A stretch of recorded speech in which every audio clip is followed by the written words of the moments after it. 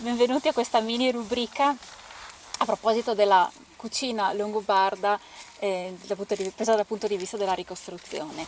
Nel nostro approccio in particolare per quanto riguarda la didattica, noi riscontriamo il problema del contenuto dei ricettari a noi prevenuti, per esempio Antimo o Apiccio, perché sono ricettari di corte.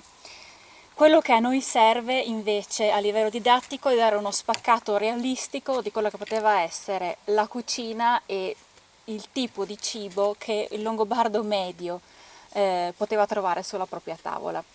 Di conseguenza noi ci basiamo sui ritrovamenti archeologici di offerte di cibo all'interno delle tombe e sugli studi sugli scheletri, che ci permettono anche in una certa misura di capire quali fossero gli elementi sostanziali e primari all'interno della dieta dei longobardi cividalesi della prima generazione e della seconda.